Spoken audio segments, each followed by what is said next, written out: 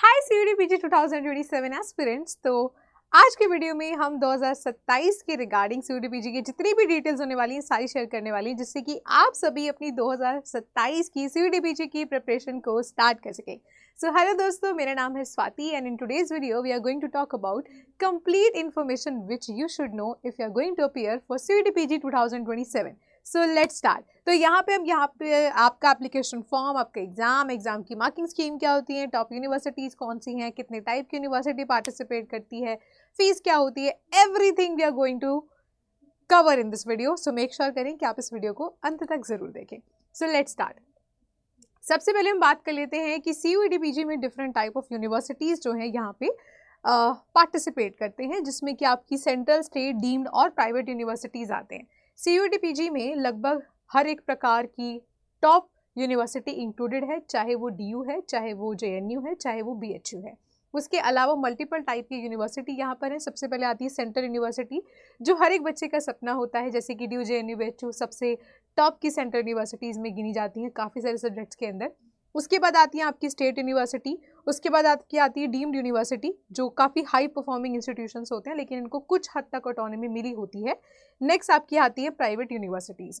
तो इस प्रकार की 4 प्रकार की यूनिवर्सिटीज़ में आप जो है एडमिशन एक ही प्रकार के पेपर को दे करके ले सकते हैं। ठीक है, नेक्स्ट हम लोग बात कर लेते हैं कि क्या क्या स्टेप आपके रहने वाले हैं सीयूटी पीजी के पूरे एडमिशन के प्रोसेस में।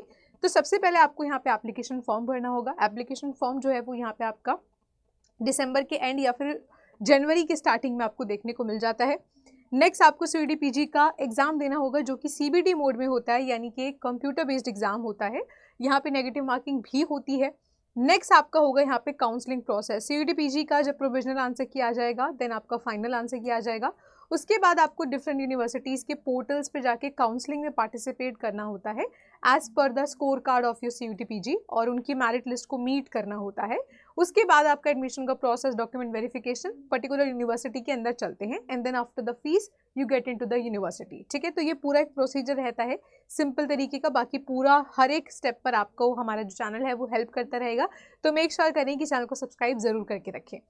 आगे बात कर लेते हैं कि यहाँ पे फीस कितनी रहने वाली है। तो यहाँ पे जो जनरल कैंडिडेट्स होते हैं उनके लिए 1400 की फीस है, इसको बढ़ा दिया गया है कुछ सालों से। नेक्स्ट आपकी ईडब्ल्यूएस जनरल कैटेगरी से और ओबीसी नॉन क्रीमी लेयर के लिए आपकी जो फीस रहने वाली है वो 1200 रुपये रहने वाली है। यहाँ पे गलत लिखी हुई है गलती से, यहाँ पे 1200 रुपये आएगी, इसको हम ठीक कर देते हैं। ठीक है, तो यहाँ पे आपकी 1200 रुपये जो फीस है वो आपकी जनरल कैटेगरी, ईडब्ल्यूएस और ओबीसी के लिए होगा। नेक्स्ट आपका जो SC ST third general category है वो आपकी यहाँ पे 1100 रुपये होने वाली है। और उसके बाद पीडब्ल्यूबीडी कैटेगरी के लिए आपका यहाँ पे 1000 रहने वाला है। ये टेबल में थोड़ा सा कन्फ्यूजन हो गया है नंबर्स लिखने में, तो एक बार फिर से मैं रिपीट करा देती हूँ। जनरल कैटेगरी के लिए 1400 है, ओबीसी के लिए और जनरल ईडब्ल्यूएस के लिए 1200 है।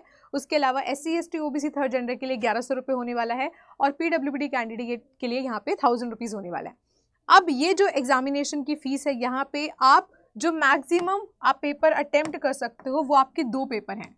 ठीक है, ये जो सारी फीस मैंने आपको बताई हैं, इन एक फीस में आप 2 पेपर्स में क्या दे सकते हो, 2 पेपर कोड में एग्जाम दे सकते हो। लेकिन अगर आपको 2 से ज़्यादा पेपर कोड में एडमिशन चाहिए, मतलब 2 से ज़्यादा पेपर में आप अपीयर होना चाहते हो, तो आप क्या करेंगे, जो जनरल कैटेगरी का है पर्टिकुलर पेपर के अकॉर्डिंग यहाँ पे 700 रुपये इंक्रीज़ हो जाएगा, और बाकी की कैटेगरीज अगर देना चाहती है तो उनके लिए 600 रुपये इंक्रीज़ हो जाएगा। मान लो किसी को 1400 के अलावा किसी और थर्ड सब्जेक्ट में भी देना है अपना पेपर, तो उनको एडिशनल फ़ी देना होगा 700 का। 4 में देना है तो अगेन 700 हो जाएंगे। ठीक है, 700 को 2 बार कर दीजिएगा। इस तरीके से आपकी फ़ीस रहेगी। जनरल जो फीस है वो ये वाली है जो मैंने अभी आपको अलग से लिख के बताई है, और 1400 मेन जो बेसिक आपकी फ़ीस होती है जनरल कैटेगरी के लिए। ठीक है, आगे हम बात कर लेते हैं कि एग्ज़ाम का पैटर्न मैम क्या रहने वाला है, बिकॉज इस चीज़ को लेकर अभी तक काफ़ी सारे बच्चों को जो है कन्फ्यूजन हमें देखने को मिली है। तो एग्ज़ाम का जो पैटर्न रहने वाला है वो यहाँ पे आपका सीबीटी मोड एग्ज़ाम होता है, जो कि मैं आपको ऑलरेडी बता चुकी हूँ। लेकिन इस सीबीटी मोड एग्जामिनेशन के अंदर आपके जो होते हैं 75 क्वेश्चन होते हैं। ठीक है, 75 आपके MCQ होते हैं। उसमें अगर आप एक राइट आंसर करते हो तो आपको +4 मिलते हैं, और अगर आप एक रॉन्ग आंसर करते हो तो आपका -1 की नेगेटिव मार्किंग यहाँ पे हो जाती है। सॉरी, जो टोटल टाइम आपको मिलता है वो 90 मिनट्स का मिलता है। 90 मिनट के अंदर आपको 75 क्वेश्चंस करने होते हैं। राइट आंसर के लिए +4 सॉरी, और रॉन्ग आंसर के लिए यहाँ पे आपका -1 हो जाता है। तो आपका बेसिक एग्जाम पैटर्न है जो लगभग सारे एग्जाम्स के लिए सेम ही होने वाला है। आगे हम बात कर लेते हैं कि यहाँ पे what is the CUET-PG exam. तो बेसिकली इसमें और क्या क्या चीज़ें हैं जो आपको जाननी चाहिए अगर आप CUET-PG में पहली बार अपीयर होने जा रहे हो, इसके बारे में कुछ भी नहीं जानते हो। तो इसको NT के द्वारा कंडक्ट किया जाता है, यानी कि नेशनल टेस्टिंग एजेंसी। उसके बाद यहाँ पे 190 से भी ज़्यादा यूनिवर्सिटीज़ पार्टिसिपेट करती हैं, जिसमें आपकी सेंट्रल, स्टेट, डीम, प्राइवेट सारी आ जाती हैं। उसके अलावा यहाँ पे 157 से भी ज़्यादा कोर्सेज के अंदर एडमिशन्स को ऑफर किया जाता है और 6 डोमेन्स में वो डिवाइडेड हैं। कौन से 6 डोमेन्स हैं मैं भी आपको बता देती हूँ। और यहाँ पे CUET-PG एग्जामिनेशन में अपीयर होने के लिए कोई भी एज लिमिट नहीं है। किसी भी एज ग्रुप का जो इंसान है वो इस एग्जाम के लिए अपीयर हो सकता है अगर आप पोस्ट ग्रेजुएशन करना चाहते हैं तो। नेक्स्ट हम यहाँ पे बात कर लेते हैं कि कौन कौन से डोमेन से प्रोवाइड करता है। तो यहाँ पे साइंस के डोमेन्स के सब्जेक्ट्स भी हैं, ह्यूमैनिटीज़ के भी हैं, एमटेक और हायर साइंसेस के भी हैं, लैंग्वेजेस के भी हैं, कॉमन सब्जेक्ट के भी हैं जैसे कि CUEP 03, CUEP 04, उसके अलावा आचार्य के जो भी आपके सब्जेक्ट्स हैं। तो यहाँ पे हर एक प्रकार के डोमेन्स के अकॉर्डिंग पेपर कोड को बनाया गया है। मान लो ह्यूमैनिटीज़ का कोई पेपर कोड है तो वो HUQP से स्टार्ट होगा, और अगर कॉमन सब्जेक्ट का कोई पेपर कोड है तो वो CUQP से स्टार्ट होगा, अगर साइंस का कोई पेपर कोड है तो वो SOQP से स्टार्ट होगा। ठीक है, इस तरीके से पेपर कोड्स आपको दिखने को मिल जाएंगे उनके डिफरेंट तरीके के सिलेबस में।